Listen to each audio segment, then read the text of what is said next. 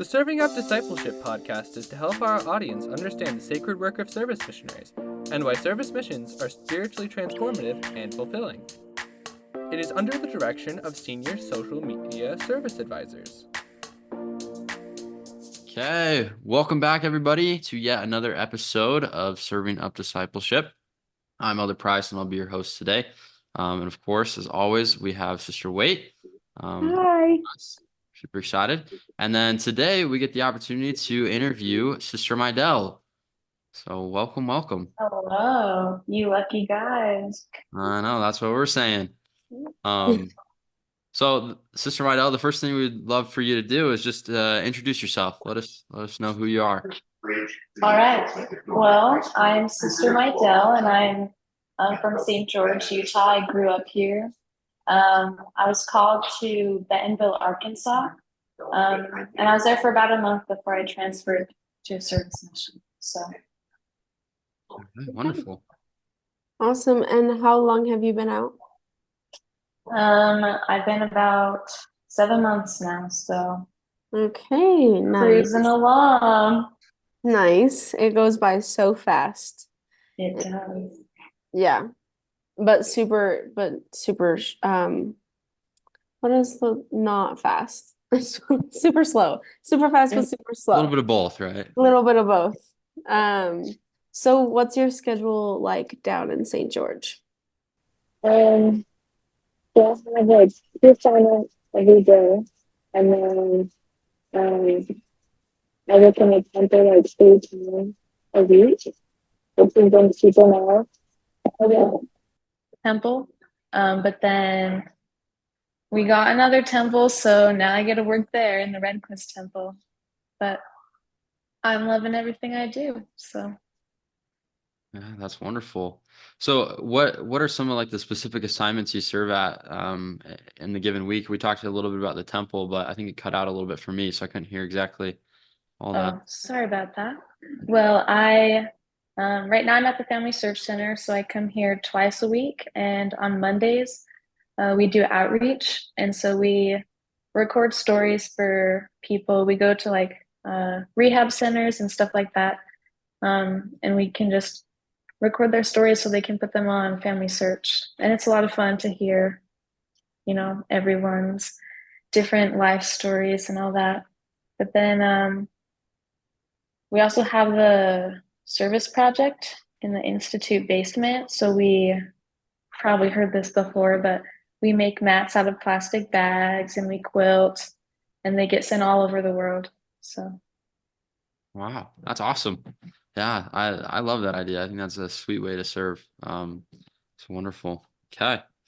Well, once again, we just want to say thank you for taking the time and joining us today. And we're excited to kind of dive a little deeper into what the mission has been for you and your experiences. So really starting to dive in here, we want to ask, what have you done to fulfill your mission purpose outside of your service assignments?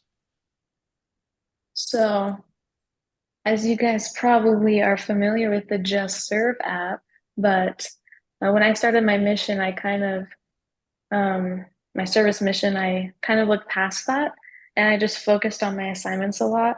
And then when I would get home, I was home and I didn't really do anything much. But I've been getting into, trying to find and create different service that I can do. So on Just Serve, they had a group that comes to like different locations, and you can help make princess wigs for kids with cancer or other, medical hair loss. And so I made my mom come with me and my companion, and we did that a couple times. I think it was last week or 2 weeks ago, but we were able to help make those wigs, and it was a lot of fun. So That is really cool. I've actually never done service through Just Serve. So that is really interesting. That's so cool. Yeah. Is it real hair? Like real human hair? It's yarn. Yeah. Oh, okay. So not super fancy wigs, but they're super cute and they make a difference. So That's so cool. That's really awesome. So we talked about how you kind of transitioned from a proselyting mission to a service mission. What made you serve your mission? Like, what was the initial desire, and why have you stayed on a service mission or a mission in general? Excellent question. So I never really wanted to serve a mission. Like I knew that I should, because it's the right thing to do. But I never really wanted to. Like I liked my life. I liked, being closer to my family and all that stuff. But then at college, I kind of was around a lot more people who, wanted to serve a mission. So I kind of looked into it a little more and decided that why not? So, and I had planned to do like 2 years of school and then my mission, but my mindset was I want to get it over with as fast as possible. And so I filled out my papers and all that. And then I got my call to Arkansas, and I was like, where even is that? That's not real. Like, I wanted to go to some cool place, but so I gave myself a hard time about that too. And then, the time came, I was not really excited, but I went anyway, gotta do what I gotta do. And I was in the MTC for about a week, and then, and it was fun, but it wasn't like you're real on your mission. It's kind of a little bubble. And so when I got off the plane, my first area was in Webb City. And I remember just driving with my new companion to our uh, apartment, and I just broke down crying. And it was, kind of normal, I guess. You're homesick, it's kind of, you're a little in shock. But that didn't end for like the whole month I was there. So I was just, crying every day. I didn't know why I was there. I kind of lost my purpose for wanting to be there and like all these different things. And so it got to a point where I, started to not feel the spirit anymore. And, that's kind of hard because the whole reason for going on a mission is, helping other people feel the spirit. So when I couldn't do that, I just thought, why am I here? And so I would call my mission president a lot and be like, what's wrong with me? And one time, my companion was talking to me about service missions, and I never really thought about it before, but like I felt this right as soon as she said this immediate relief. And I was like, wow, that's awesome. But then, like right after that, it was all these, questioning and doubts like, my family's going to be so disappointed in me. What's everyone going to think? But then on my last call with my mission president, like it just kind of came out. Like I blurted out, like, oh, I think I need to do a service mission. And like looking back, I think that was, the Holy Ghost helping me, to guide me to where I needed to be. And so after that, I was just like elated and happy and like the most positive I've ever been since I started my mission.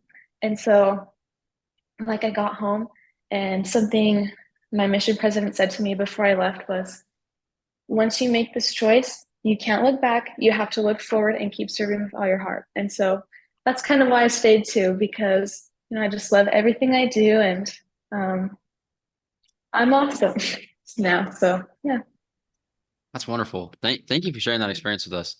I really, there's a lot of things I want to mention about this, because this specific topic that we just talked about is a hard topic. It's not something that's easy to really talk about, especially for those upcoming missionaries or those that are starting to put in their papers. We talk about all these awesome things that are going to happen, these miracles, these wonderful blessings. Whether you're a proselyting or a service mission, you're going to encounter those all the time. But one thing that I don't know if gets touched up enough is there's going to be really, really hard times, really, really hard days. No matter proselyting or service, it's going to be hard. And one of the things that I always love saying is that the Lord knows exactly where he needs you, and he's going to help you to get there. no matter if that's a service mission or a proselyting mission. It takes different means, it takes different ways to get you there. But I loved what your mission president said. Just don't look back and go forward with faith in the Lord, right? Because the moment we start looking back, that's exactly when the adversary starts trying to enter our minds with those thoughts, right? Oh, I'm letting my family down. Oh, I'm not doing what I'm supposed to be doing. I'm not following the Spirit. I can't do this. I'm not strong enough to do that. It's all lies, right? It's all lies. The Lord would never tell you that. The Lord has provided two ways, but actually more than that. He's provided many ways for every single person to be able to go and serve, whether that's on a proselyting mission, whether that's on a service mission. It doesn't matter. Even if you're a senior missionary, you can serve that way too. There's so many opportunities that the Lord just loves us so much that He's willing to give us the opportunity to grow and to develop in that way. And so, yeah, seriously, thank you so much for saying that. That needs to be addressed, and I know that that's going to benefit the missionaries that are on their way to become missionaries, those who are in the first, beginning of their mission, all the way through the end of their mission. It's going to benefit their life. So we just really want to say thank you for saying that. Is there anything else about that specific topic? Well, I really just like that you shared that, because I know a lot of people struggle with just what you struggled with. So with these people watching and hearing this podcast episode, they're gonna feel less alone. So thank you so much for sharing your experience. Yeah. But I have Yeah, to I think agree with it's you. sorry. No, I go think ahead. it's very important to, want to serve instead of doing it because you have to, and it adds a lot of, joy to your life, and it's still hard, but it makes everything a little bit easier. So, Yeah. I I, agree. I'm very adamant about that topic. I really love that topic. And I echo what President Nelson has said in times past, right?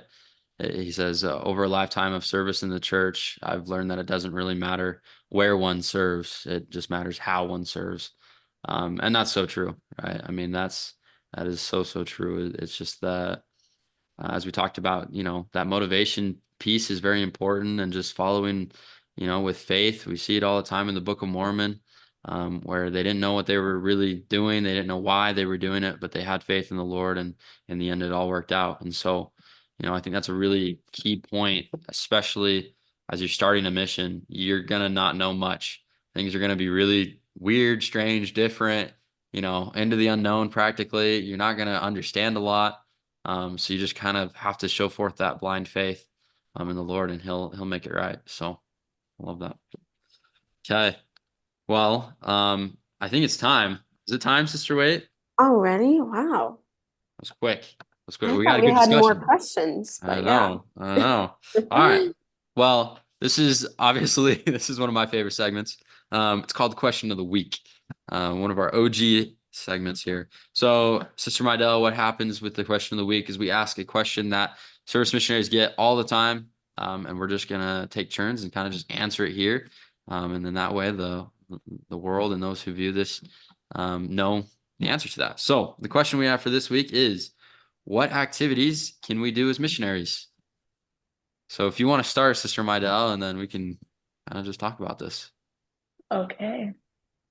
Well, I'm pretty sure we can serve. That's my number one answer. But I think anything with your family.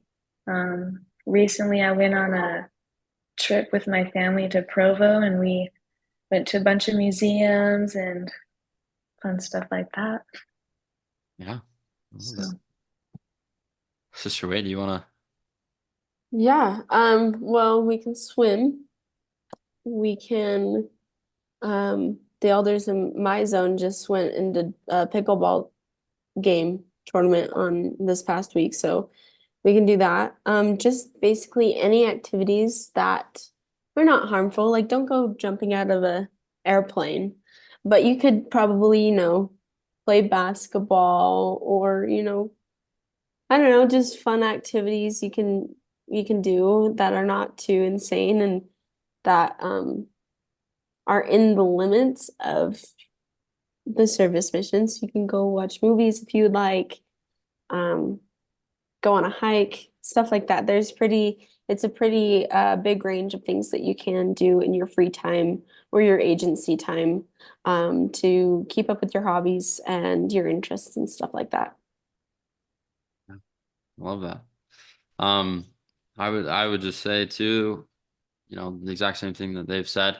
Luckily we have a little book here that kind of outlines some of the things. There's a lot of gray areas still. That's all right.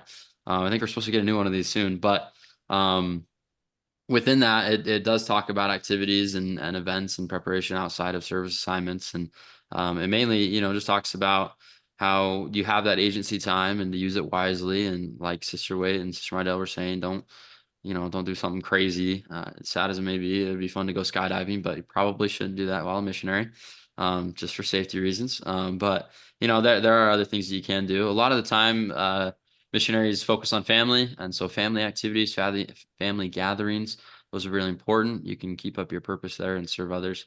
But like this past week, all three of us were able to go to a mission conference, and we had a general authority come and speak to us, and they talked a lot about our mission purpose. And so they kind of instructed us and guided us to follow our missionary purpose. And so anytime that we're doing something, just ask, does this kind of follow and help me live that purpose as a missionary?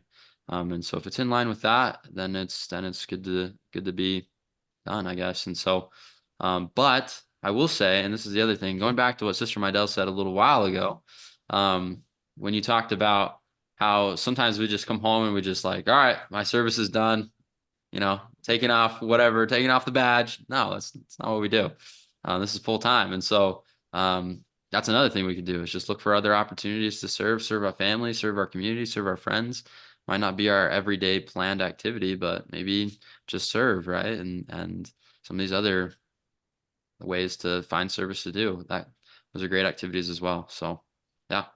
And let me just add something. Yeah, please. I think the funnest way that we can serve in our agency time is, we're all given these talents. So, it could be good to practice them. Like if you play music, if you sing, you know, anything like that, it's super good. Like I have been trying to get back into, practicing so I can, play hymns or something. So I'm able to share that talent with, everyone. Yeah. That's awesome. That's awesome. Yeah, I'd have to agree. The best way to serve in my agency time is to be with friends and family. Like Elder Price said, is just spending time with the people that are close to you so that you can provide that love and care for them. So yeah, I had an experience this past week where a friend needed me and I was able to be there for her, and I was able to make time for that. So that was awesome. So just getting into more deeper questions, as if the questions have not been deeper so far, but how have you been able to see your mission bless your family, and how, this is kind of like a separate question, but like it goes along with it. But like, how has the mission blessed your family, and how has your family been able to help you on your mission? That's a good question. I know when I was first deciding to do a service mission, there was a little bit of like nervousness with my family because they had never heard of it and stuff like that. And so, there's like that initial shock, but then, you know, they saw how, happy I was to be home and to, do all this service. And there was just like a switch, and, they were super supportive about everything. And I don't know, I'm gonna cry, but I just love being able to, share that with them. And, I never really noticed a change with my family, but, they keep telling me how blessed they've been, and, how they feel the Spirit so much more. And I drag them to the temple with me all the time. And so, just a lot of things that they wouldn't do otherwise. So that's been nice. a little story. When I was also deciding to do a service mission, I was worried about, like they tell you you're gonna give your family so many blessings by going on a mission.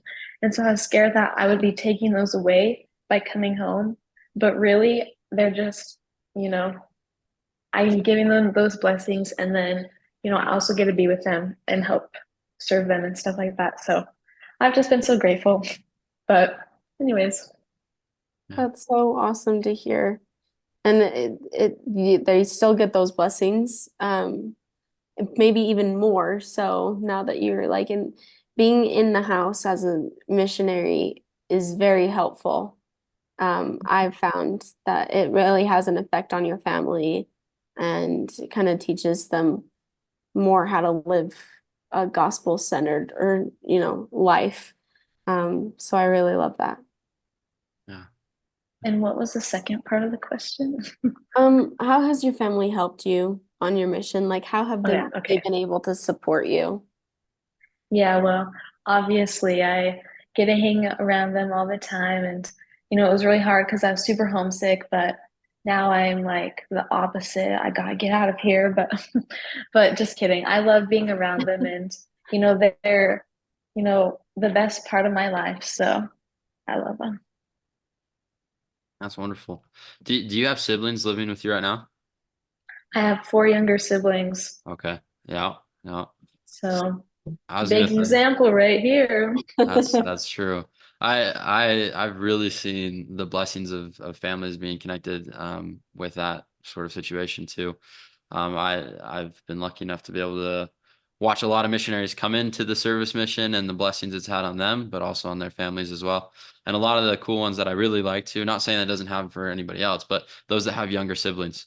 It's a real change. I've seen these little kids just grow up and they really become strong off of their sibling just serving a mission. So there are real blessings that come from that. So thank Elder you for Price, are sharing. you an only child?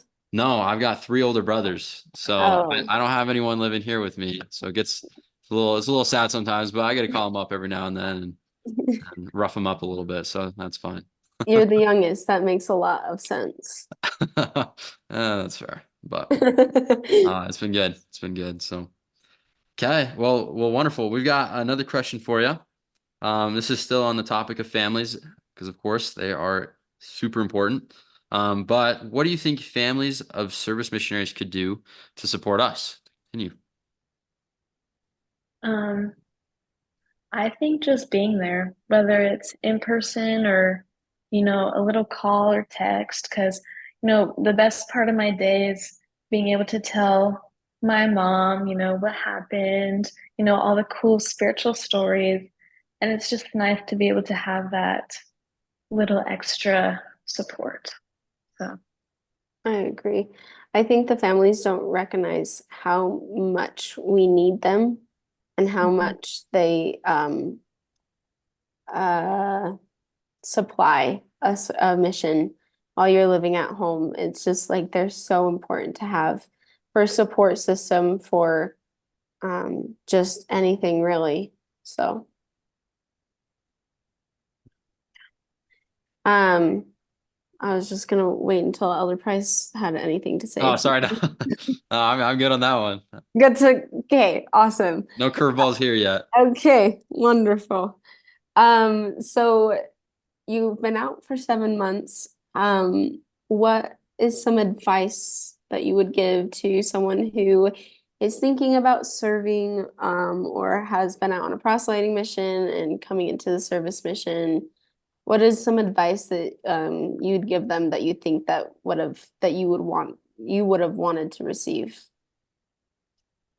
Um, I think just enjoy it. I mean, I had this whole elaborate plan of, gonna go to school, gonna go on a mission, all this stuff. Um, and when it didn't work out how it happened in my head, I was just like thrown off. And, I'm very passionate about, what's God's plan for me and how can I, um, what can I do to help him to trust me and, as a disciple.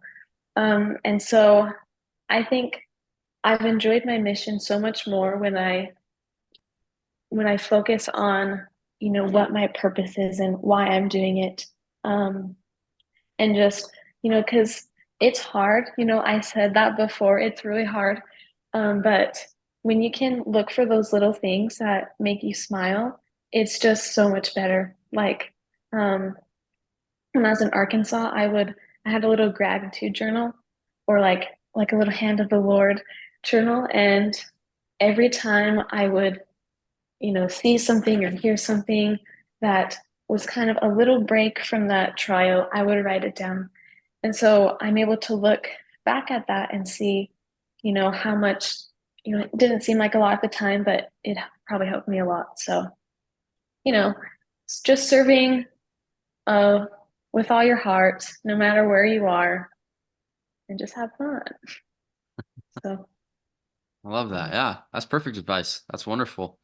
There's a lot of parts to that, and I think all of them are super important to realize. I love the journaling aspect of that, writing down gratitude journal, miracle journals. I think those are extremely helpful.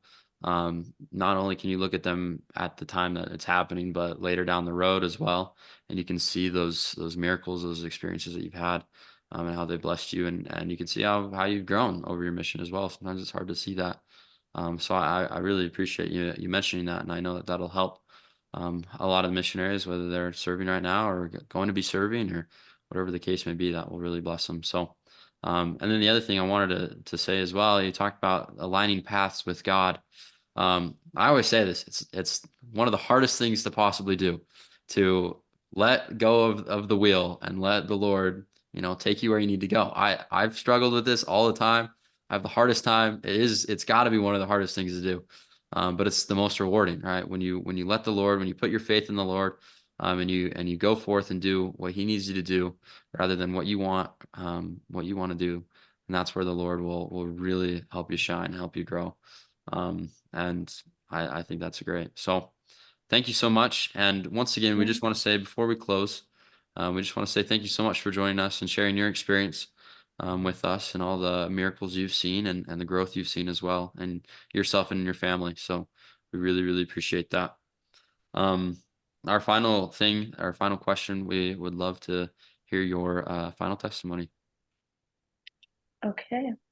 Well, I just know that, I'm exactly where I need to be right now, and um, I'm doing all the things that, God needs me to be doing right in this moment. And, like I said earlier, I'm very passionate about what God's plan is for me. And, it can be hard. We're probably not ever going to be completely on the path, but as long as you have that idea in your head and, you're always thinking, am I doing what I need to be doing right now? Then you'll be okay.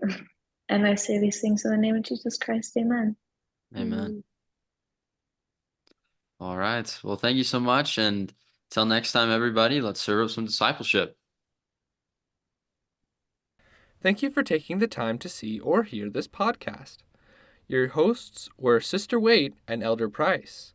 Your editor is me, Elder Gibby.